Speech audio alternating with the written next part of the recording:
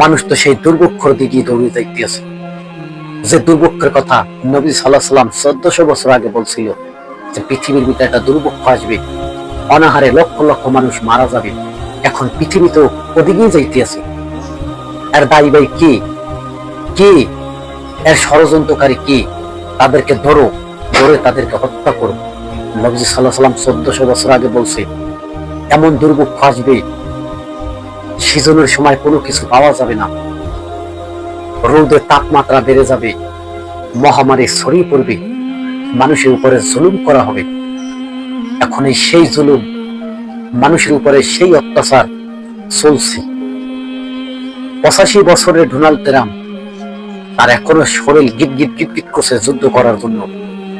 সে কিসের শক্তিতে যুদ্ধ করছে?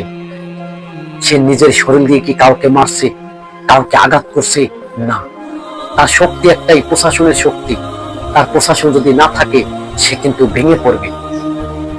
আজকে দেখুন ডোনাল্ড ট্রাম্প যে 85 বছরের যে বুড়ো ইহুদির দালাল, সেই দালালের বাচ্চায় পুরো বিশ্বকে যুদ্ধ ছড়িয়ে দিচ্ছে।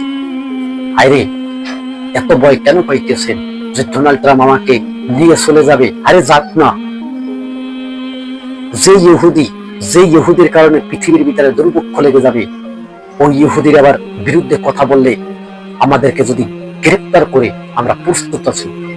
তবে এই সমস্ত ইহুদিদেরকে ইরানে উচিত শিক্ষা দিতে আছে। এখন বর্তমানে আপনাদের সামনে যে মুহূর্তে আমি কথা বলতে আছি, এই মুহূর্তে ডোনাল্ড ট্রাম্পের অবস্থা কিন্তু 12টা বাজিয়ে দিচ্ছে ইরান।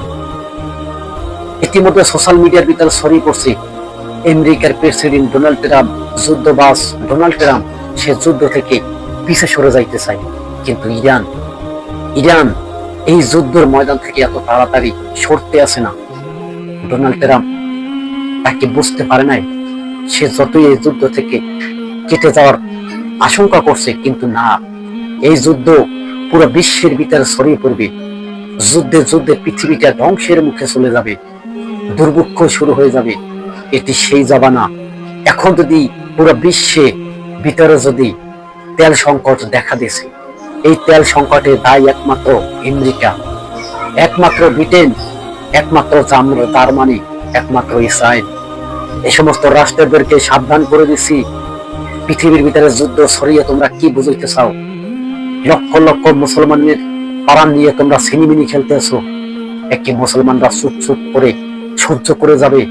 এই পৃথিবীর ভিতরে ইতিহাস পড়ে দেখো, তোমরা যত মুসলমান বড় বড় মুসলিম নেতাদেরকে হত্যা করছো, আজ পর্যন্ত তার কোনো বিচার হয় না এই আল্লাহর জমিনে। আর এই জমিনে ঠিকই একদিন বিচার হবে। আজকে ডোনাল্ড ট্রাম্পকে সাবধান করে দিতে চাই, পৃথিবীর ভিতরে যুদ্ধ ছড়িয়ে দিছে কি, তার জবাব চাই বিশ্বের মিডিয়ার কাছে তুলে ধরা হবে।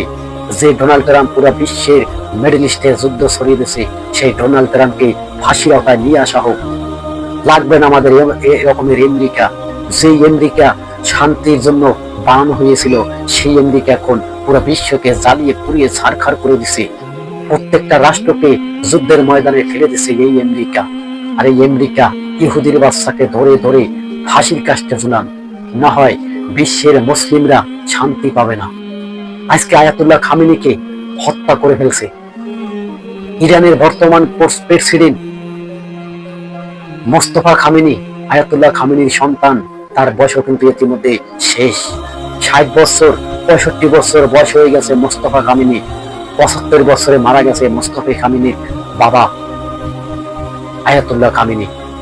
আজকে এই সমস্ত হত্যার বিচার কি করবে?